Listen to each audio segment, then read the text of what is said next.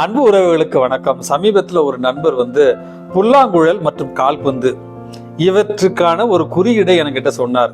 முதலில் எனக்கு புரியல, பிறகுதான் எனக்கு தெளிவாக புரிய ஆரம்பித்தது. புல்லாங்குழல் என்பது பிறநலத்தின் குறியீடு என்றார், கால்பந்து என்பது சுயநலத்தின் குறியீடு அப்படின்னு சொன்னார். எனக்கு புரியல, எக்ஸ்பிளைன் பண்ணுங்க அப்படின்னு. அப்பொழுது அவர் சொன்னார், புல்லாங்குழல் மற்றவர்கள் தன்னை நெருப்பால் துளையிடுவதற்கு அனுமதிக்கிறது.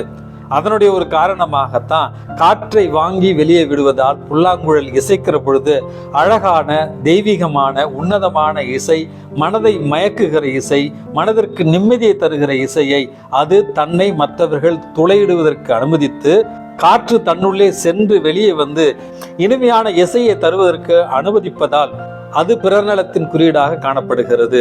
மாறாக கால்பந்து காற்றை வாங்கி தன்னுள்ளே அடைத்து கொண்டு சுயநலமாக இருப்பதால் தான் மற்றவர்களால் அது மிதிப்படுகிறது, உதைப்படுகிறது.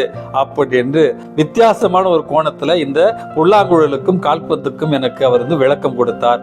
ஆம் அன்புமிக்கவர்களே, வாழ்க்கையில துன்பங்கள் அல்லது வேதனைகள்லாம் வருகிற நேரத்துல, இக்கட்டான சூழல்கள்லாம் வருகிற நேரத்துல புல்லாங்குழலை போல மற்றவர்களுக்கு பலனளிக்கிற அல்லது துன்பத்தை தாங்கி கொள்கிற, இருப்பதை மற்றவர்களோடு பகிர்ந்து கொள்கிற ஒரு மனநிலை இருந்தால் மகிழ்ச்சியாக இருப்போம். அதற்கு மாறாக கால்பந்தை போல காற்றை வாங்கி தன்னகத்தை வைத்துக் கொண்டு சுயநலத்தோடு செயல்படுவதால தான் அது மற்றவர்களால் மிதிப்படுகிறது என்பதையும் இன்றைக்கு நம்ம புரிந்து கொள்ள வேண்டும். எல்லா சூழல்களிலும் சுயநலத்தை தவிர்த்து பிறநலத்தோடு வாழ்வோம், வாழ்க்கை இன்பமாக மாறும். இந்த நாள் உங்களுக்கு இனிய நாளாகட்டும். வணக்கம்.